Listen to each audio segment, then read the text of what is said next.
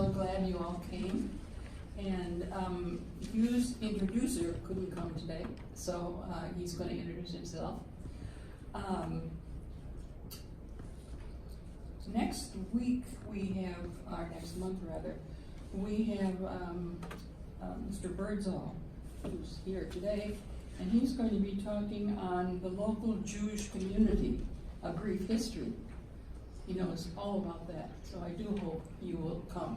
This is the third Thursday of next month. I also want to point out to you, I put a table over here in honor of Don Cummers. You all know Don's funeral is on this coming Monday, but he spoke. I put the 3 programs from his talks up there. Maybe you'll remember he did a just wonderful job with John Marshall on the Supreme Court.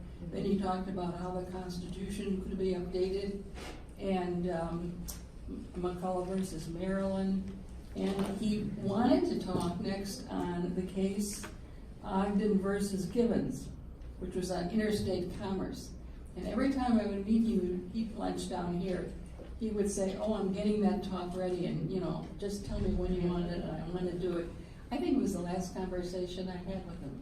He expected to come. So you might want to look. We have a couple of pictures, and I think he did Lisa, 10. bring them in when you're ready. He did 10 books. I only have 3 there. So we really feel he should be honored. Good person. Good scholar. Goodness. The Observer is the front page of the Observer. That's Did right. you tell? Front page of the Observer Today. Just Yeah. an article on him. So you're not going to introduce yourself right now or whatever? I will It's take your it from turn. here. The presentation is titled, and Soren might say, I didn't need the Indians to help found this university, but I'll explain that as we go on. How many people know who Father Batten was? Raise your hand. Okay, good number. How many know who Father Burrow is?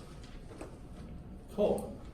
Colin did a presentation on Father Burrow. He's the last of the 7 missionaries we're going to talk about today. He was going to introduce me, but he had another engagement. So, one of the main focuses of today is the main Indian that this whole mission that was here before Soren got here was around Leopold Pokagon. Raise your hand if you know who Leopold Pokagon is. How many people know who Simon Pokagon is? Not as many, okay. He's the more famous, and if you go up to the Pokagons up in Dowagiac, they will talk about Simon. They don't talk much about Leopold. And the first son of Leopold was Peter. They won't talk anything about him. So we'll talk a little bit about that today. I wanted to mention before I start that I'm going to ask Kelly to do maybe 3 field trips based on this. And we'll talk about those 3 field trips. And this will tie in with those field trips as the foundation for them, okay? So, let's proceed. The log cabin. How many people have been to the log cabin at Notre Dame? Cool, very much. I was a tour guide there. Was the tour guide at the Basilica for many years, and I was asked to do presentations on the log cabin, and that's what led me into this. I did the history of the Basilica, and then I was curious, what's the history of that log cabin? It's considered the founding building on campus, and so that's what I mean by the founding of Notre Dame. That cabin was built for Indian missionaries, and we're going to talk about the Indian missionaries that worked in that cabin. 3 of them are buried there. How many know the 3 that are buried? Okay. We're going to talk. One of them is Father Batten. So, this picture right here, it's done by Luigi Gregori, and it's in, I think, St. Edward's Hall. And it may give a wrong impression. There were no Indians here when Soren arrived. They were all in hiding, and we'll talk about that. They did, in Father O'Connell's book, mention that they came down to greet him from Michigan, from the Dowagiac area in Michigan, to say hello to him once he got here. So it's a realistic picture, but it wasn't the greeting. How many know this picture? If you've been in the log cabin, this is the picture that's on the wall. Beautiful painting. And the characters in there, the one we're going to talk about today, this is Father DeSille. He's going to be the second missionary. Baden's the first, DeSille's the second. He's buried in there with Baden. He died shortly after giving himself communion here in 1837.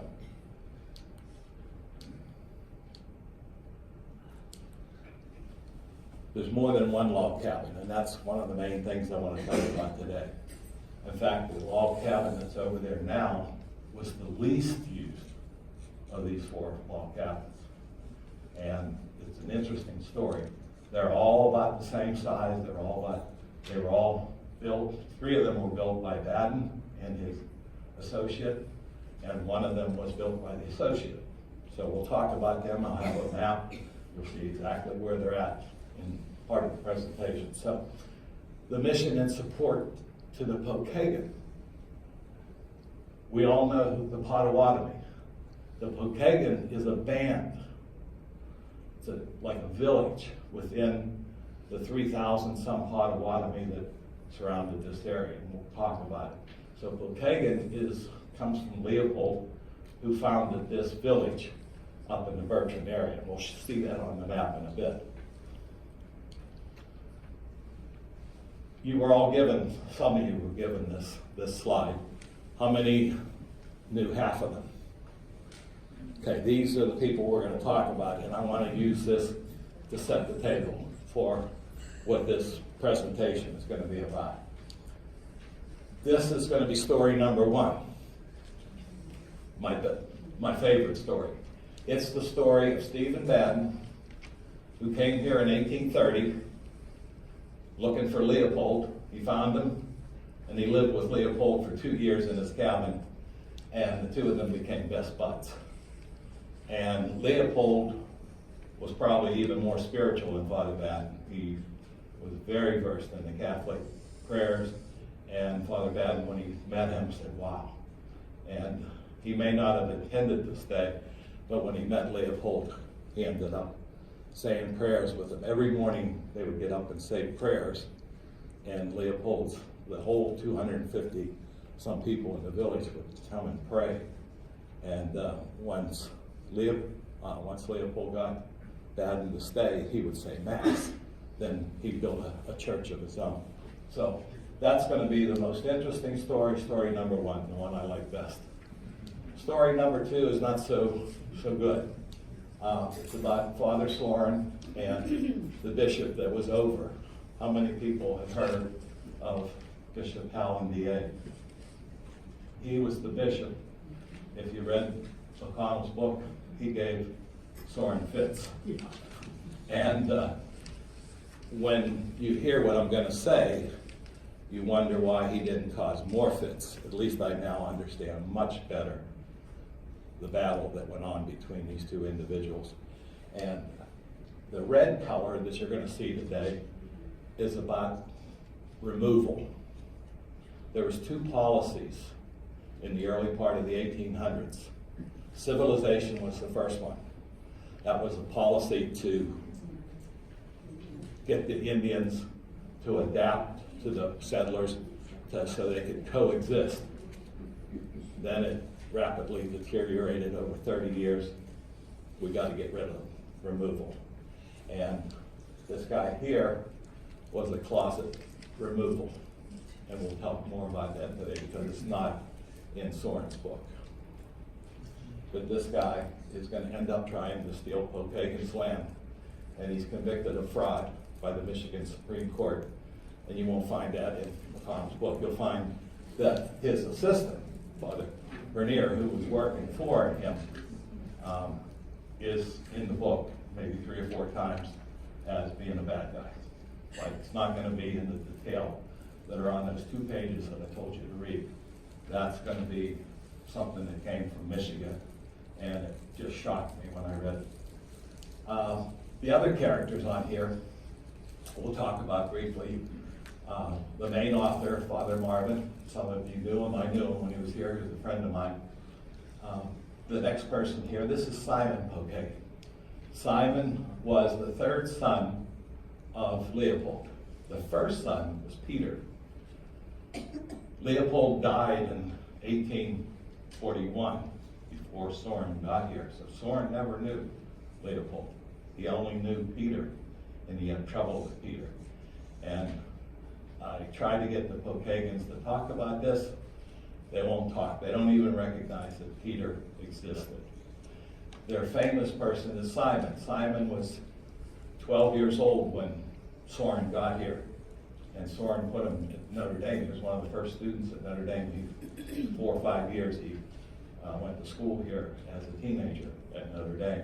And he went on to go to Harvard and write books. And he's the one they're most proud of. And he was a chief as well. This person was a chief, at least Father Soren thought he was a chief. But his own tribe didn't like him. And he's briefly mentioned in Father O'Connell, but we'll talk more about him today, because he becomes a very interesting character and why the Pokagons perceive Father Soren to be a bad missionary. Most of the Notre Dame people say he was a great missionary. We're going to find out somewhere in between, at least in my perspective. This fellow here is the bishop that preceded the first bishop of Vincennes. And he started the Vincennes diocese in 1836, but he died 3 years later, before Soren got here. So Soren didn't know him. Most of the people won't know who this is. Who knows what Oedipus, I may not be pronouncing it right, forgive my pronunciations. I read things and I don't know how they really should be pronounced. So this is, how many people know Oedipus Ransom? He was the 7th governor of Michigan, but he's my hero. He's the one that kept Leopold and his Indians here, single-handedly is responsible, and they're the only ones that weren't removed. An incredible story, which we're going to talk about today. This fellow here is Father Burrow. He's going to be the last of the 7. He's going to quit CSC and become the diocesan, Detroit diocesan pastor of the Silver Creek Church, which is up there today, St. Mary's of, what's the name of it? It's up on the slide here, so we'll look at it. It's St. Mary's in the Dowagiac area. It's north of it. A lot of the people that have gone to the Sister Lakes in the summertime, you go to Mass at this church.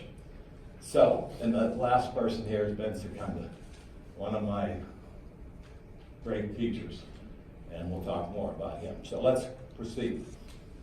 Here are, and you have a copy of this slide. It should be your first slide. So you can take that with you. And did she bring out the extra copies? Brought out more, and the hope is folks will share with their neighbor. Did you give them out to the people? Yeah, I've got a couple going here. Okay, so if you need a copy of what we're talking about right now, she has the copies. I wanted everyone to have a copy, and so you can take this away with you. You have it right in front of you. These are the 7 missionaries that we're going to be talking about today, in the order of appearance. The first one is Stephen Benn. He was here 1830 to 1836, and there's a reason why he left in 1836, because the Diocese of Vincennes was created that year. And we'll talk about that in a minute. But he brought with him, 2 years after he arrived, he said, wow, this is a lot of work. There's a lot of Indians here, and we got a lot of missionary work to do. And he brought this Belgian priest by the name of Father Louis de Sale. But he only worked here 3 or 4 years before he died in the, that's the picture we showed at the beginning, he died in the log cabin. The third person that replaced de Sale, and he was a young priest, 27 years old, brand new, from France. He was brought here by Bishop Rouquet, and he tragically died. How many people know about the Trail of Death? Oh, tears. No, the Trail of Tears is down south. Okay. The Trail of Death is the one that occurred here from 6 miles south of Plymouth called Twin Lakes. And that's the second place I want to take you to. So if anybody wants to tour the log cabin, we can do that. Another field trip would be to go down and see this place south of here called the Round Barn, where a researcher that helped me a lot, and we can visit all the sites. There's a wonderful museum in that Round Barn. It's just north of Rochester, and I'd like to take you on a field trip down there in the third week of September, because that's when they have the Trail of Courage Days. It's like Frontier Days. And it's going to be the third weekend in September. I'd like to go on a Saturday, go spend 4 hours. They'll greet us. They set up all these things right on the Tippecanoe River, just like the Frontier Days. So, and then you can see the museum at the same time. And they have food and everything. So, the fourth missionary here, he's the bad guy. He's the one that took over after Pettit in 39, and he single-handedly destroyed the mission that these other 3 people had set up. And we'll talk about that. He was hired by Alan DA, and he disappeared. I'm not sure what year, but he wasn't here when Soren. So when Soren got here, we'll talk about Soren was stuck with picking up this mission because there was no priest up there. Vernier had tried to steal the land up in Michigan. He was convicted and he disappeared, and I got a reference where he tried to move to the Diocese of New Orleans and they wouldn't have it. The sixth, Edward Soren, obviously, and he's the one that recruited the replacement for Vernier. There was no one there, but Father Soren appointed this Father Theophile Maribald to be the first missionary of this remnant up in Silver Creek, up north of Dowagiac. That's all that was here when Soren was here, was this remnant of 200, 250, 300 people in this village, right next to this lake near the sister lakes. So, and the last one, Father Louis Burrow, you go up there and everybody loves him. He quit the CSC when they shipped him off to India. He came back and became the pastor up there and was the pastor there for 11 years before he retired. So, that's the lineup. And we'll try to bring the story all together in the short time that I have. Yes? Father Baden and Leopold, what language did they speak in? They probably, I'll talk about that in this next slide. Let me answer that question as I go. So, we have Father Marvin. Most people know who he was. He lived here and he died here. He was a history professor at Notre Dame for many years. And his book that I picked up here, that play that's going around probably all came from this book. Just an incredibly massive story of Soren's life. And he mentions a lot of this, but not in the detail that we're going to go today.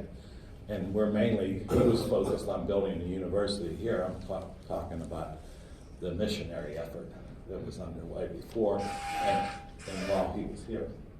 So, this is the guts of the story.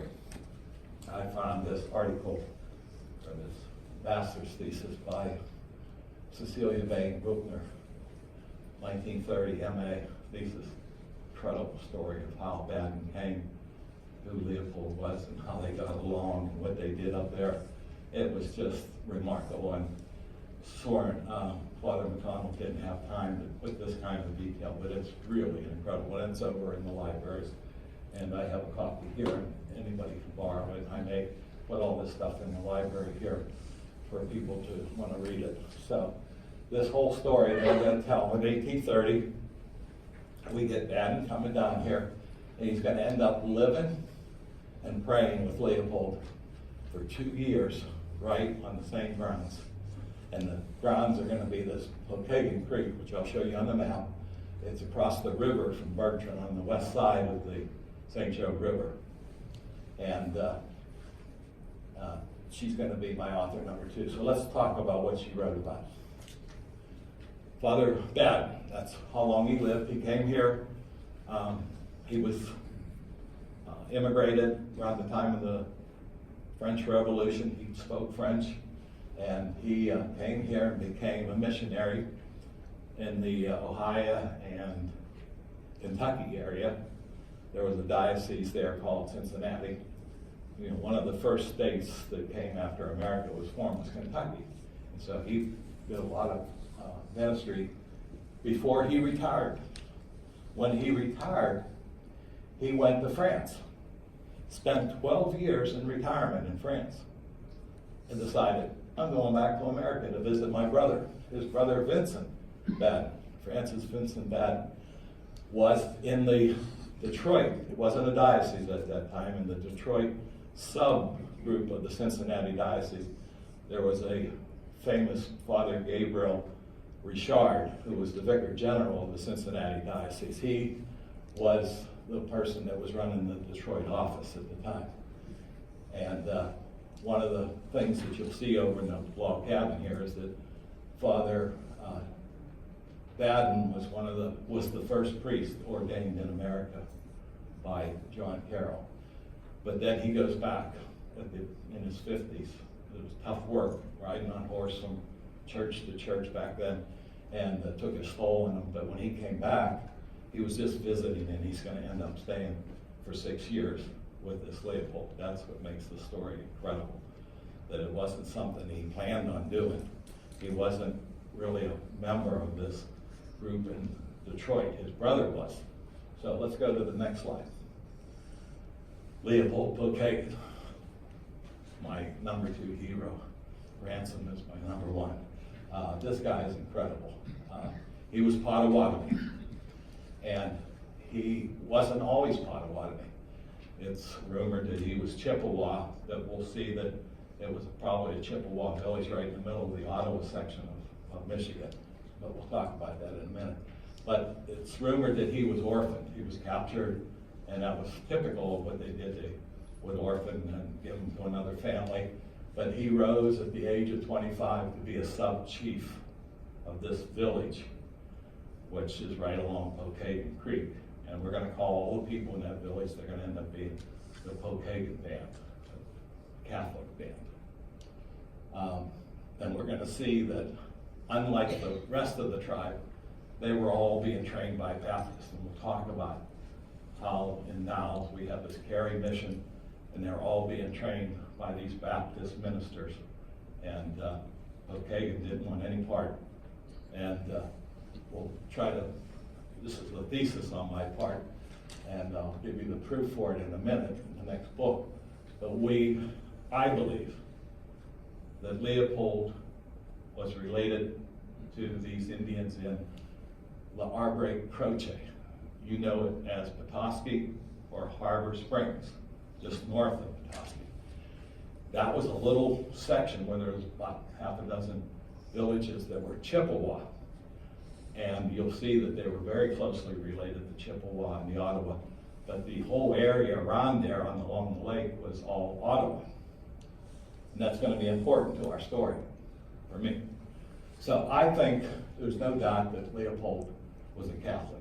If you read Cecilia's book, no question. I think he was raised in La Arbre Croce with this next author that I'm going to show you. And I think he may have known Father Vincent Baden because he would go up there often. These Indians traveled quite a bit. They would only stay around for the summer, and then they'd move around hunting. And we're going to find out that the key to Leopold's success is that he was temperate. Unlike a lot of the Indians, they were addicted to alcohol, very sad story. But Pokagon wouldn't allow it, and neither would the Chippewa in La Arbre Croce. It's almost exactly. And we're going to find that the way the La Arbre Croce Indians survived was they used the same plan that Leopold ends up using to survive. So that's what makes me think they were very closely related. Plus, Simon Pokagon ends up being good friends with this next author, A.J. Blackburn. He writes this autobiography. Incredible. By this Indian. Very learned, like Simon Bokagan. And he was raised in this Arbor Croce. That was his Indian name.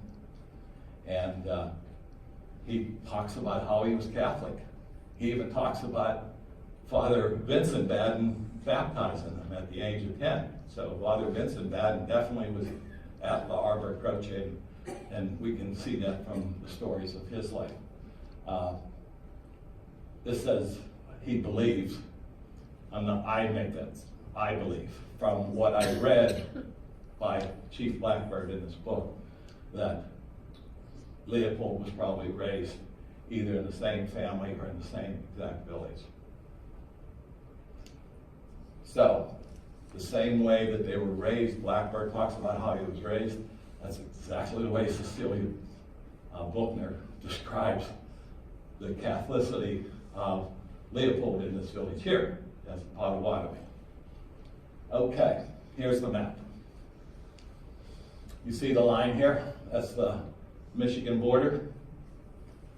When Leopold is living right here, this is Bertrand, and this is the creek is about a 3-mile creek that feeds in to the west side of the St. Joe River, right where Copp Road and Lilac Road meet, if you've ever gone up those roads. When you get up that road, the river's to your right, and there's a creek that goes back 3 miles. There's a housing plant called the Sanctuary. I've been back there. You can walk that. They have a nature trail there. An incredible, beautiful creek. And that's where Leopold had his 250-some people in his village. The others lived all along the river here. We'll have a picture of that. And this is where the Carey Mission was. And we'll talk about the Carey Mission in a minute. It's very important.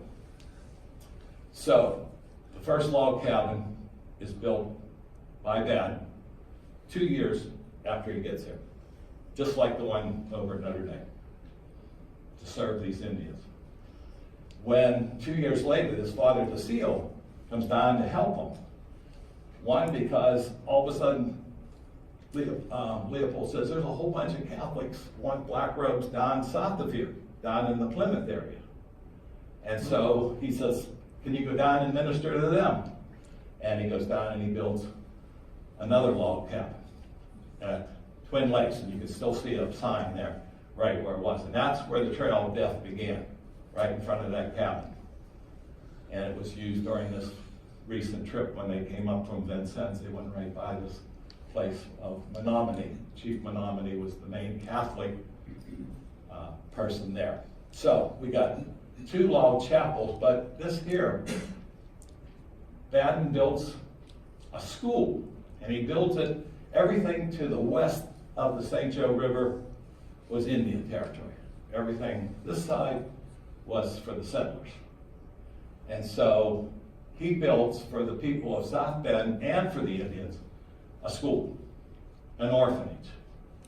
An orphanage back then was like, Marion Casey talks about the Minims at Notre Dame. It's just like the Minims. It was a school for young kids to learn trades, and it was built for a dual rule here. So that cabin that you see over there was built around 1834, and it was a school. And it was run by 2 nuns from Kentucky.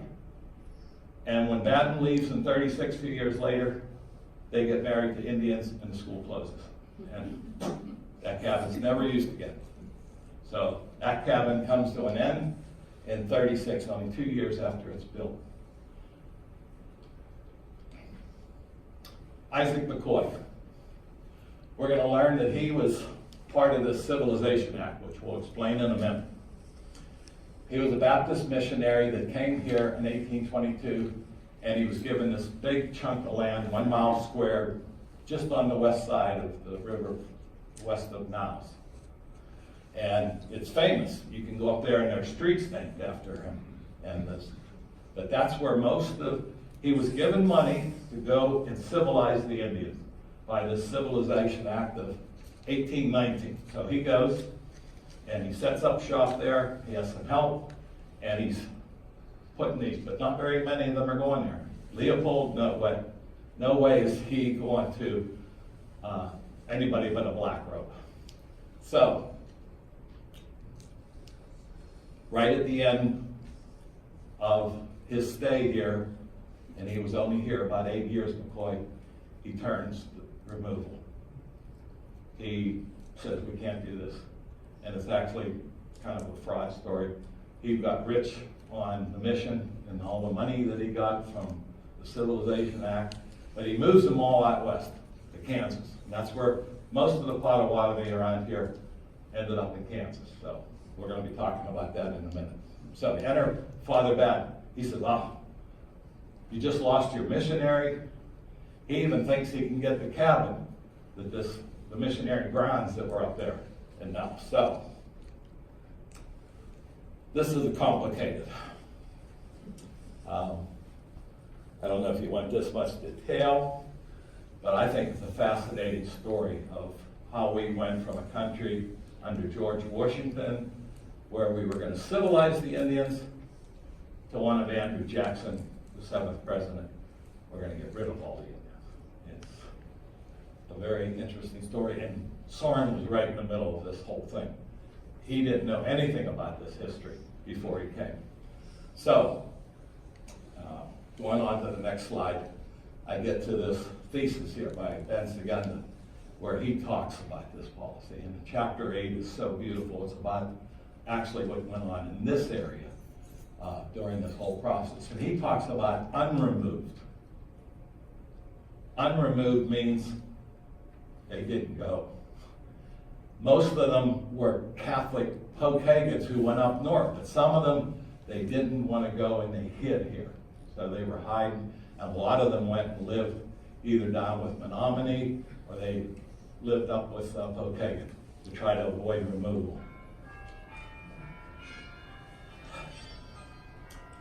If the example I use here, Ben uses these terms, and I don't like them, but I don't know of a better one, acculturation versus assimilation. The first policy of civilization by George Washington was like in a marriage, you have two cultures coming together, the male and the female. He was for coexisting, adapting to both, learning from both. Assimilation is one person dominates, and that's the culture that the whole family ends up in. And you can see, if you're the other half of that family, you're not real happy, and that's what happened. Jackson, once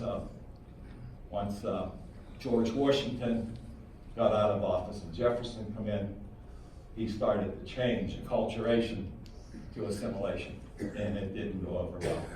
And that was the beginning of the end, the beginning toward removal.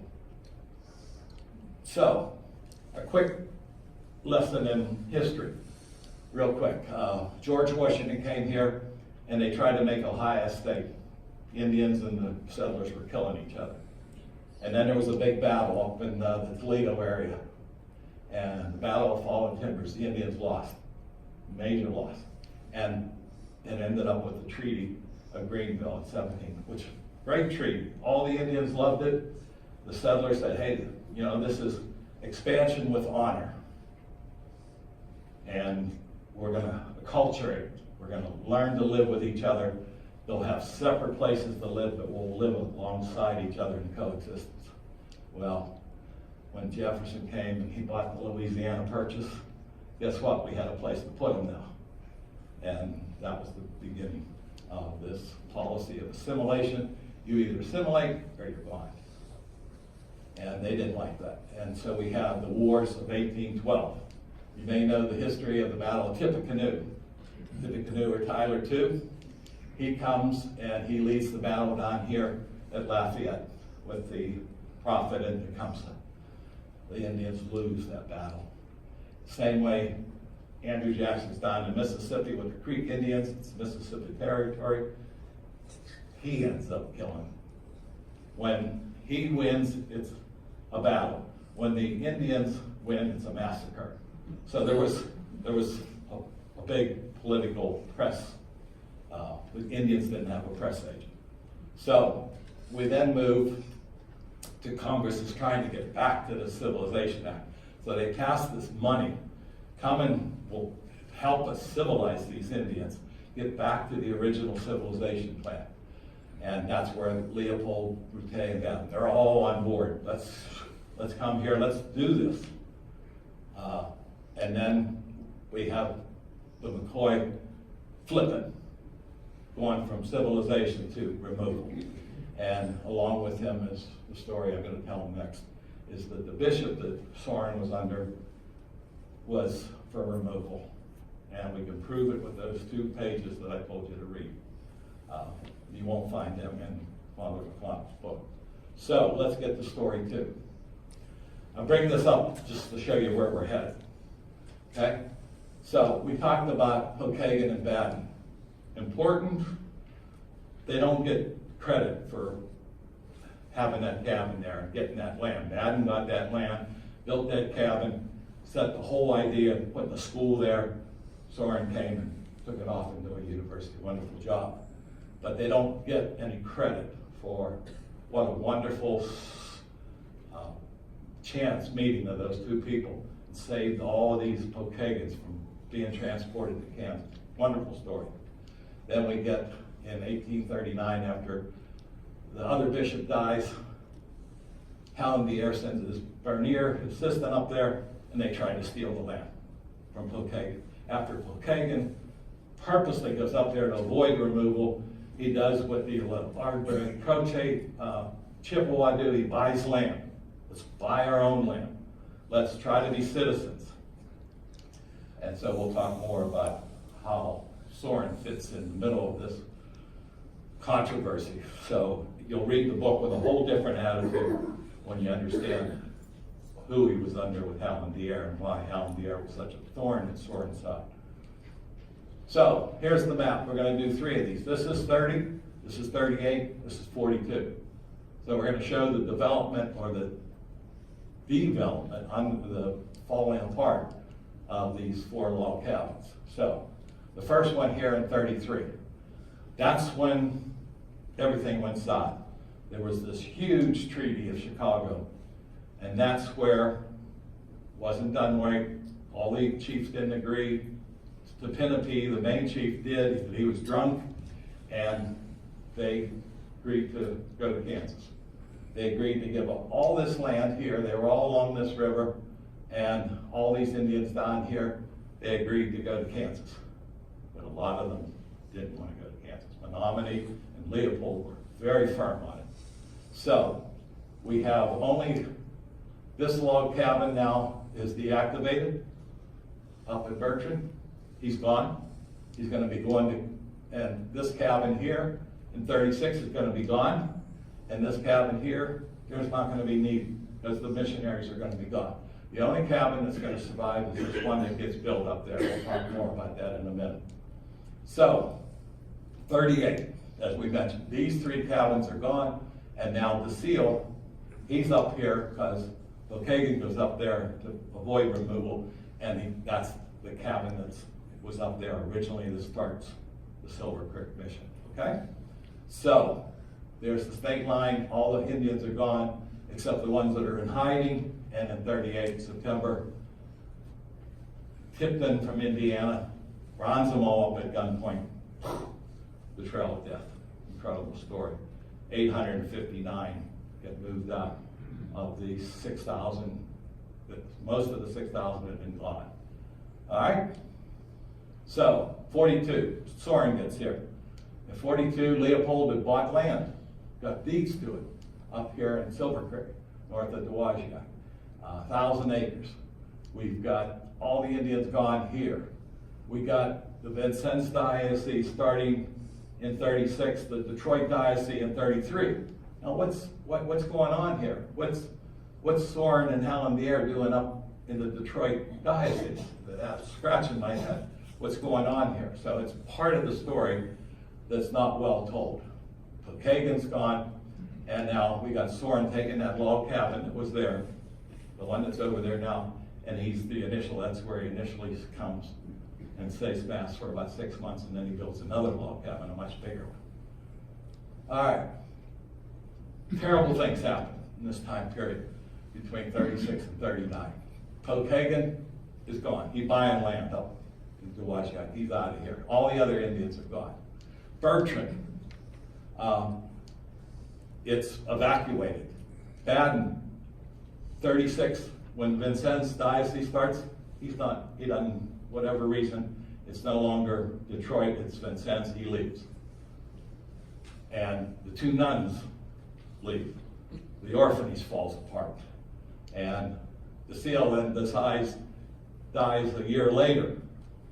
And then the next priest that inherits DeSille's job, he dies on the trail of death. He gets sick, ends up dying in St. Louis, and he's buried over there. So when we take the tour, we'll see the graves, Baden, DeSille, and Petit. This is what changed everything for me. This is what they give all the Michigan high school teachers about the Chippewa, the Ottawa, and the Ojibwe. The Potawatomi, the Ottawa, and the Ojibwe of Michigan. And that's where you got page 51. Turn to page 51. Or actually, the second page. Yeah. So you can see an excerpt let me hold it up. This page here is from this book here. And then this one's going to be from the history of Cass County. And I'm not going to go over it, I'm just going to tell you what an incredible, I can hardly believe what I was reading. And this is given every high school teacher in Michigan.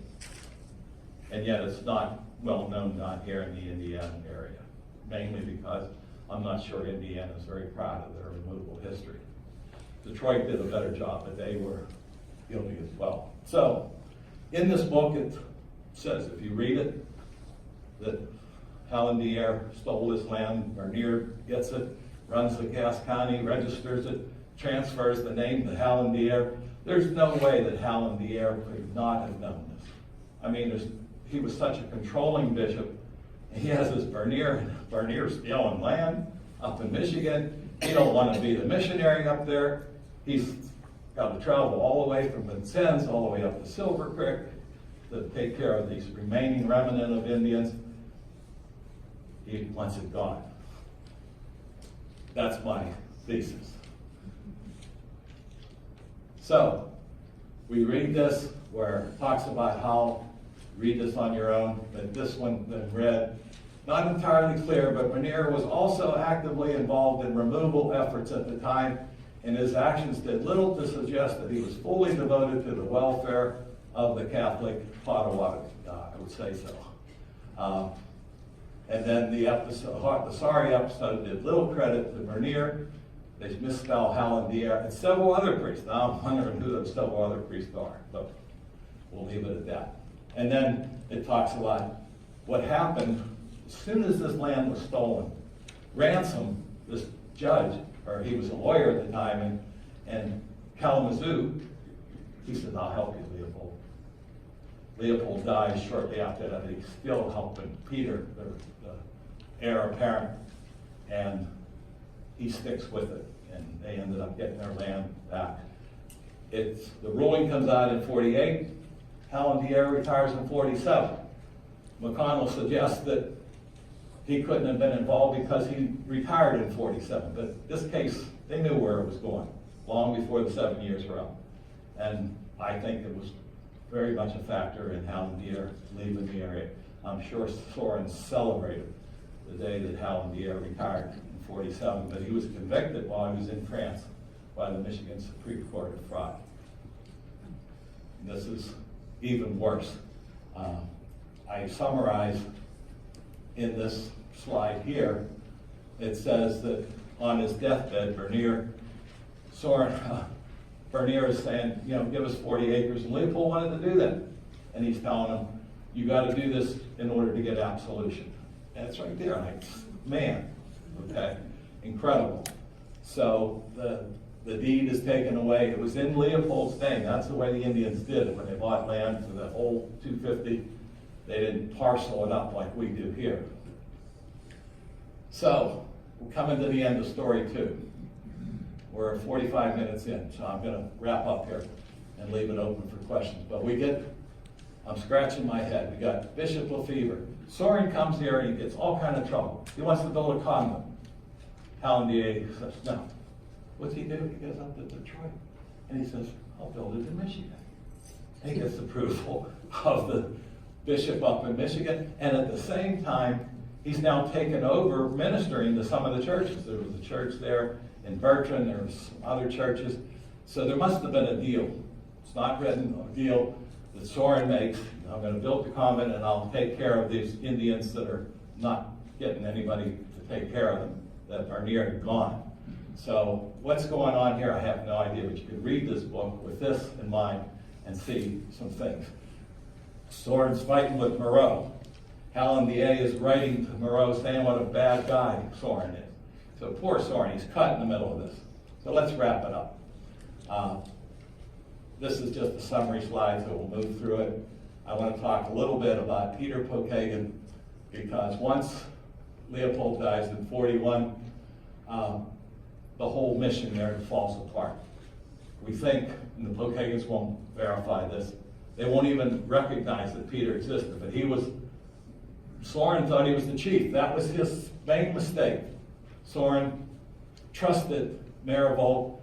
The deed was in Peter's name, having the father die, and he just assumed he was the chief, but he wasn't. There was another chief. They elect their own chiefs, and it was Simon Pokagon's father-in-law, Singawa, and that's why then these people, and now Singawa with his daughter married to Simon. Simon becomes the new chief, but it's not in Silver Creek. It's up north of there, and that's that story there. So we talked about Barreau, get the paper, but he came here.